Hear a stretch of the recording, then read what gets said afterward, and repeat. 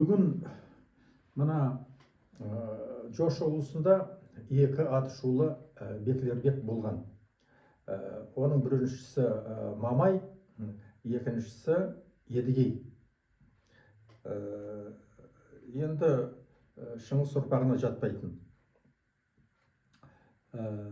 Қазір Мамай және оның ұрпақтары туралы қарастырамыз. Қолда бар материалдарды пайдаланып. Мамай өзі мына Беклербегі болады. Бірақ Бердібек өлгеннен кейін әлсіз Батыйдың ұрпақтарын бір-бірден таққа қойып, өзі елді басқарады. Бірақ тоқтамыс келгенде тоқтамыстан жеңіліп, бұл қашып, ақыры қаза болады. Оның баласы қалған Мансур деген, сол Мансур өзінің баласымен, яғни Мамайдың немересімен, бұл Литваға қашып, Витов князь Витовтан жаңағы қызметке тұрып, жер алып, сонда қызмет істейді. Вот соның баласы, Мансурдың баласы, менің білуімше, шоқынып Александр Глинский деген атпен князь болады.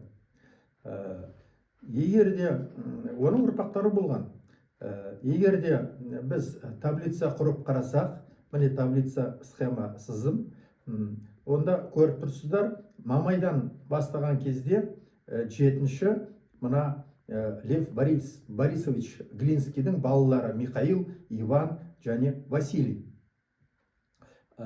Михаил үшеуде бай болады, шен-шекпен киген, титулдары бар, бірақ биліктері жоқ, билік аз. Сөйтіп Михаил бүлік шығарып 1508 жылы, оны қалған екеуі қолдап, одан кейін жеңіліп қалып, бұлар қашып, ақыры Москва княздігіне келіп, қызметке орналасады. Бұлар жетіншілер. Енді Михаилдың бір баласы болған Василий, бірақ ол да воевода наместник болған, бірақ оның баласы менің білуімше болмаған, осымен бұл бітеді. Иванның баласы Александр 8-ші, ол да жас кезінде өлген. Ал енді Василийдің енді бірнеше баласы болған, ұлы Юрий өлген, Михаилдың бір баласы Иван. Егерде мына Александр Глинскийден ең бірінші князьден санасақ, бұл 7-ші болып тұр. Бұның да бір ғана баласы Анна болады, сонымен бұл да буында осымен бітеді. Ал енді Василийдің тағы да бір баласы, ол Елена Глинская, қыз баласы. Ол мына Василий 3-шіге тұрмысқа шыққан. Бұлардың баласы Иван 4-ші, немесе Грозный дейміз, Иван Грозный. Бұл ең бірінші осы царь всея Руси деген титулды өзі 1547 жылы 16-шы қаңтарда өзіне өзі жаңағы алған. Енді мына Иван 4-шінің егерде санасақ біз жаңағы мына Александр 1-ші князьден бастап, мына Иван 4-шіде бұл 7-ші болып тұр. Бірақ қыздан туған. Біз білеміз, қыздан туғанды біз жиен дейміз. Қазіргі кезде Ресейдің кейбір мына саясаткерлері, тарихшылары айтып жатыр,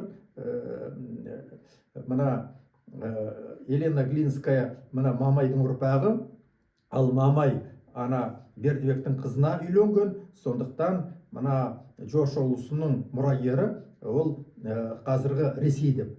Оған келісуге болмайды, себебі Иван 4-ші қыздан туған, ол жиен шар, жиен. Одан кейін мына Мамай Бердібекке, мына кім Тұлынбекке Бердібектің қызына үйленген деді Мансур, ол да мына хан әулетіне Шыңғыстың жиен болып келеді. Жиендерге жер мен билікті ешқашан көшпенділер менің білуімше бермеген.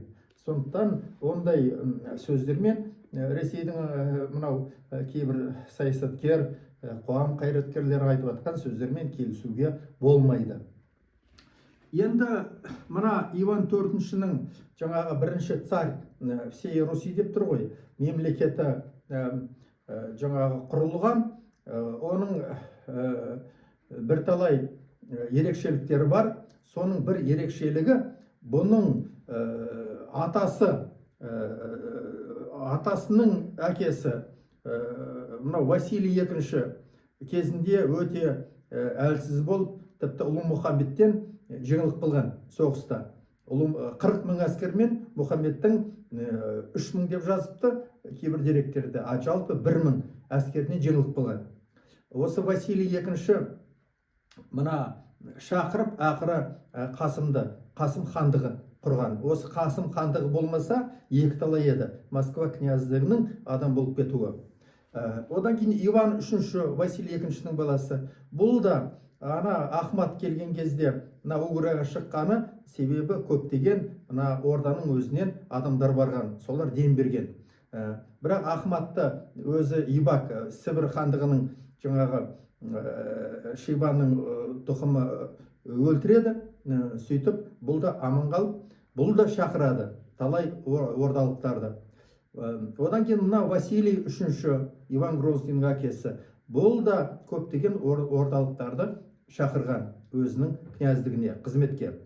Иван Грозный да көптеген ордалықтарды шақырады. Соның біреулері тек қана ханның ұлдары емес, Едігенің де ұрпақтары.